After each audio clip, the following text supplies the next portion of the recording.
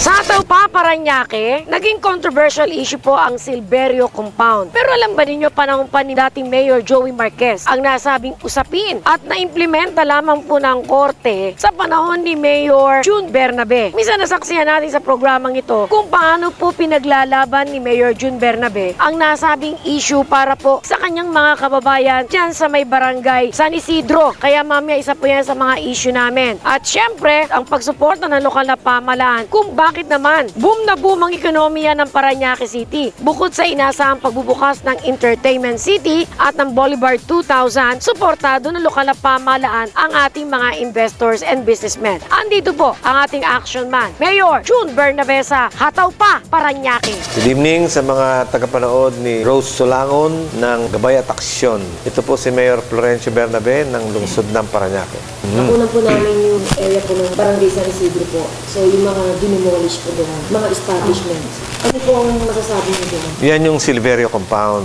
Yan po ay expropriated property ng city government. Dati ang may-ari niyan, si Mr. Silverio, na ibinenta niya kay Magdiwang Realty na sila po nagkaroon ng problema. Dumating sa punto na kailangan na pumasok ang city government kasi naguguluhan yung mga tao, hindi nila alam kung saan pupunta. So, in-expropriate namin, ang intention po namin ay para magkaroon sila ng decent housing. Nag-waiver na si Magdiwang Realty, the former Congressman Dragon, in favor of the city government na okay, so payag na kami, basta maganda kasi yung proyekto ng gobyerno as long as we get just compensation. Nag-ruling na yung korte na city government na may-ari. Hindi naman pababayaan ganun ang maging estado na nakatira sa sa depressed area. Madaling magkasakit, madaling magkasunog, madaling bahain, at maraming problema. Papasok ang city government for decent housing, which means na maganda yung magiging development nga. Kami po ay nakipag-ugnayan sa National Housing Authority magtayo ng medium-rise buildings ang National Housing Authority. Dati, 2 hektarya lang ang nilalaan namin para sa kanila. Sabi ng National Housing Authority, 3 hektarya kailangan dyan. Pinapaliwanag namin sila mismo sa area. Imbis na ilipat sila ng city government sa ibang lugar, kumbaga parang itatapon sila sa ibang lugar, hindi ganun eh. Kasi originally, ang ating balak ay bigyan sila ng decent housing. Sila rin mismo. In city relocation, ang meeting ay complied na. Maybe about 98% payag. Yung 2% na yon, yan yung mga professional squatters. Yan yung mga nagpapaupa, yan yung mga may 4 na palapag na building dyan, taking advantage. Sino po nun ang nakikinabang doon? Wala. Ibig sabihin, hindi city government ang tumatanggap ng renta niyan. Ang tumatanggap ng renta niyan ay kung sino hindi namin kakilala. Nag-order na ang Court of Appeals ng demolition. So, kailangan nang i-demolish kasi ayaw nilang pumayag doon sa aming programa. Merong isang grupo doon, o 1 o 2 grupo na kinukumbinse na yung mga tao doon na huwag kayong maniwala kay Mayor, hindi totoo yan. Pag kaya kayo tinanggal dyan, hindi na kayo ibabalik dyan. Pero ang totoo, Mayor, sila rin po makikinabang. Correct. Nilalason nila yung isip ng mga tao. Ayun, mga tao na nandun, madali naman kasing maniwala. Sinasabi pa ng mga ibang politiko na sila hindi mapapaalis dyan. Di umano. Nakakarinig ako ng mga ganong istorya. Kaya lumalakas yung loob nila. Pero hindi nila alam, project ito ng gobyerno, may order na yung korte. Tumutulong na nga ako sa kanila para mapabuti yung buhay nila. So, ang order nito ay para sa buong propiedad. Ako lang ang nagsabi, may mga commercial establishment sa harapan na wala namang nakatira. Yan na muna i-demolish ng korte dahil wala namang maapektuhan dyan. Kasi pag dinimolish yung mga residential area, yung mga bahayan, di yung napakaraming problema na lalabas dyan. Sino lalapitan nila kundi si Mayor din. Ang solusyon doon sa nangyayari, yung binanggit ko sa iyo, na meron kami staging area na 1 hectare. Yun nga, nandun sa likod, yun nga yung sasabihan namin na kakausapin namin, lipat tayo ha, ito yung temporary na titirahan ninyo, meron tayong pirmahan, ito papakita namin sa inyo yung MOA namin sa National Housing Authority na yan ay legal. Alam mo naman ng National Housing Authority, pinaluluwagan talaga yung mga taong bayan na walang bahay. Meron pa yung rent-to-own scheme.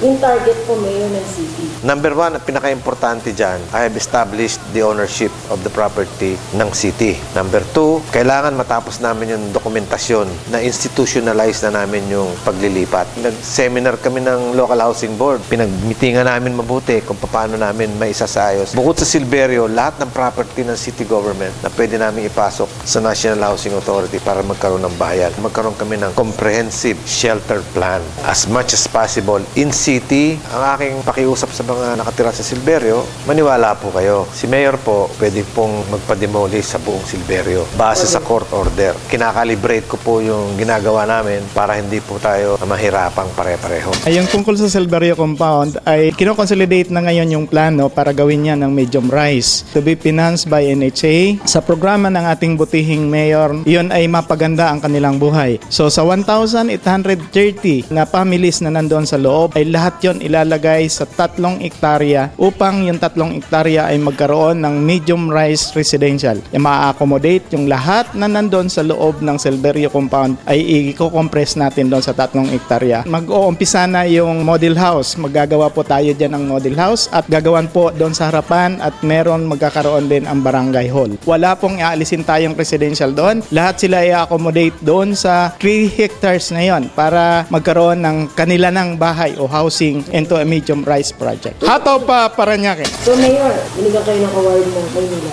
Alam niyo po, isa sa mga pinakamalaking problema sa Parañaque noong kayo umupo bilang mayor ay tubig. 32,000 lang po ang merong water service dito, households. Meron ho kaming siguro mga 115,000 households. Karamihan ho ay walang Maynilad water. Bumibili ho sila ng tubig sa mga delivery na mabaho, hindi mo alam kung kailan darating. Nakiusap po kami sa Maynilad. So sinimulan dito muna sa may bandang BF. Nahintil sa BF dahil yung property ay private. Nag-usap kami ng sanggunian, bigyan ng police power ang mayor para payagan ng Maynilad na maghukay. Nung nabigyan lang ng Maynilad, nakapaghukay na sila. Pinipigil pa ng mga ibang mga tao ng developer. Pag naghukay yan, nagdadala sila ng mga equipment, pinipigilan yung Maynilad. Naging successful naman kami, especially in BF. Nagkaroon ng demandahan, nakarating pa nga sa Congress yan, na-uphold yung police power ng city mayor na payagan ang Maynilad dahil water is a basic necessity. Alam niyo naman ng BF, 30 anyos pong walang Maynilad water yan, walang nawasa. Sa panahon ko po, naiayos po namin yan. Bukod po doon, ay halos lahat po ng subdivision dito ay meron na from 32,000 households na merong Maynilad water. Ngayon po ay 110,000 na. Kaya binigyan ako ng award. Kasi ho yung dinaanan naming hirap at pasakit, nagkaroon po ng bunga. Nakita nila talaga yung aking pagpupursige na magkaroon ng tubig ng ating mga kababayan. Ako lang ang mayor na binigyan ng Maynilad ng award nung kanilang 5th anniversary sa MOA. It's my pleasure, it's my honor, and the city's honor. Sa Parañaque Chamber of Commerce, sa pamumuno po ni Alex Flores, nagkaroon po ng komperensya at ito po tungkol sa mga bakit dapat mag-invest yung mga tao sa Parañaque. Pinakita ko doon yung mga progress ng city, kung ano yung mga nag-establish na rito, kung sino-sino yung mga kumpanya na nagtiwala na sa Parañaque. Yun nandun yung mga Kraft, Toyota, mga American Wire and Cable, at kung ano-ano mga kumpanya. Nandito na yung SM, nandito po yung Pure Gold, nandito na po yung Walter Mart, Robinson, bagong mga established mga condominium residential houses, nag-i-invest po sila dito. Kasi una-una, friendly naman yung mga empleyado sa mga negosyante, sa taxpayer. Meron pa nga kami mga taxpayers lounge na nilalagay dyan para maging kaaya-aya yung pagbabayad nila ng tax. Sa pag-apply nila ng mga building permit, maganda naman ho yung aming relasyon. At pinaikli pa ho namin yung aming business permit steps. It used to be 14, now 11 na lang po. We're business friendly. We have, of course, all the amenities. Mababa po yung peace and order crime rate namin dito as compared with the other cities in Metro Manila. And being a part of Metro Manila, we have all the infrastructure needed for a thriving business community. Malaki ang naging improvement ng ating mga negosyo dito, particular dito sa Parañaque, sapagkat nakikita natin na lumalago at gumaganda ang mga negosyo dito. Hataw, Parañaque! It is the responsibility of the chamber, being the single voice of the business community, to somehow educate or share with our constituent what is happening in the Philippines. Because every year there will always be changes and challenges. This will be in a way exemplified by Mayor Bernabe for a head start, who will be with us this afternoon to talk about his own SOPA, State of Parañaque Address. Considering that during the previous Asia Institute of Management survey on competitiveness, years, we emerged #1 among the emerging cities and one of the top 6. I think we can attribute this to good governance and leadership, setting aside politics. During the past, let's say 6 or 7 years, we were a witness fantastic developments as far as our infra support is concerned, and awards will speak for itself. Moving forward, I would like to believe that Parañaque has really made a lot of forward-looking planning and movements, and we are on our own roadmap towards progress and recovery. The theme for this year by PCCI, our mother unit, is Invest 2012, which means we are here to support the moves of attracting investors locally, not in the national front. And I believe we are successful. Sometimes you lose some, we win some. Ang sabi nga is, we can all be the pride of Parañaque and the pride of the Philippines. Sulong-tulong sa kaunlaran. It's more fun investing in Parañaque. Siyempre, hataw pa. Ha? Mayor, tuloy-tuloy lang ha. I know businessman of Parañaque is so strong now, especially that we have a very supportive mayor who's into a lot of activities or programs in the city of Parañaque into its constituents. So actually, we are partnering with him in terms of healthcare because Toyota now is on its way of having its medical mission. We do it every year. Hataw, Parañaque. Very active ang Parañaque City Chamber. Marami silang mga activities na ginagawa para sa kanilang mga kasamahan sa Parañaque. Madaling makipagtransaksyon sa Parañaque government. Madaling kumuha ng mga business permits, sa mga licenses ng mga investors. Happy sila sa kabilisan ng aksyon ng kanilang mayor. Maganda naman ang battle cry ng gobyerno ni Presidente Noynoy, transparency and accountability. Magaling yun, nakakapag-inspire yun. Maraming na-inspire. Hataw pa Parañaque. Pinaka-importante po doon, ako po'y dumating, 1.2 billion ang income ng lungsod ng Parañaque. Ngayon ay nasa 4 billion na po tayo. Nauunahan po tayo ng increase ng populasyon sa income. Hindi mo makaabol yung income sa dami ng tao. Siyempre, dadamihan mo rin yung project mo para ma-accommodate mo yung services para sa mga kababayan. Fun Run, April 22, we have moved it again para doon sa housing project namin. We want the housing projects to be in the minds of the people. Kami po ay nag-implement na ng K-12 project ng